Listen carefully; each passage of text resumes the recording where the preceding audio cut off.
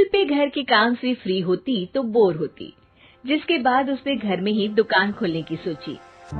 अरे ये इतने सारे कपड़े, अरे बहू क्या करेगी इनका?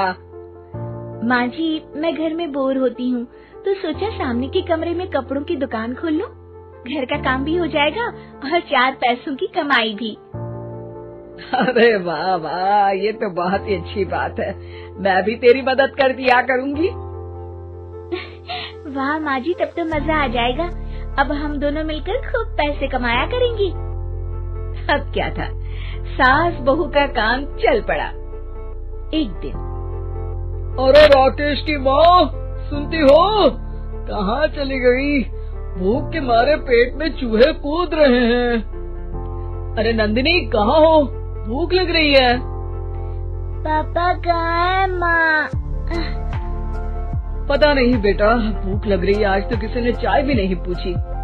तभी सास बहू घर के अंदर ढेर सारे सामान के साथ आती हैं और वो भी हंसती हुई।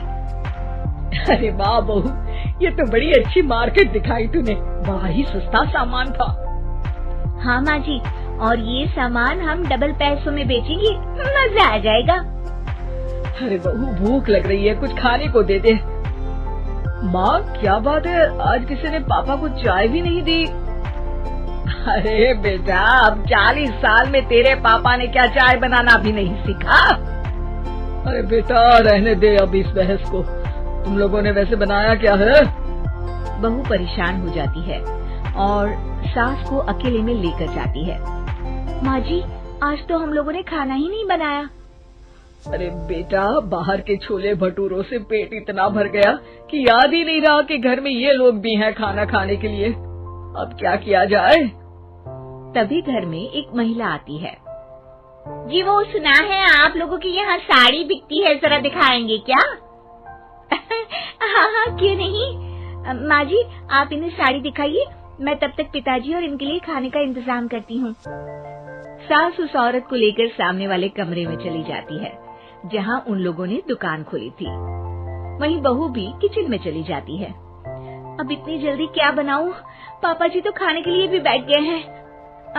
आइडिया, मैं खाना बाहर से ही ऑर्डर कर देती हूँ। थोड़ी देर में खाना आ जाता है और बहू टेबल पर खाना लगा देती है। हे भगवान, कितनी कड़वी दाल बनाई है बेटा। नहीं नहीं पिताजी, वो क्या बात है नंदिनी, रोटी तो चबाई ही नहीं जा रही है, लग रहा है रबड़ खा रहा हूँ। एक तो इतने महंगे होटल से खाना मंगवाया और वो भी इन लोगों को पसंद नहीं आया। तभी सास नोट गिनती हुई बाहर आती है। वाह माँ जी, बड़ी कमाई हुई लगती है। हाँ, मैंने वो 2000 वाली साड़ी 3000 में बेच दी। अरे वाह माँ जी। दोनों सास बहू बहुत खुश हो जाती हैं। मेरे पेट में ना बेटा जोर का दर्द हो रहा है। अरे माँ, क्या हुआ? पेट में दर्द? बाहर का कुछ खाया था क्या? मैदा तो नहीं खा लिया? मैंने छोले भटूरे खाए थे। माँ क्यों खाए? आपको तो पता है कि आपको मैदा सूट नहीं करता।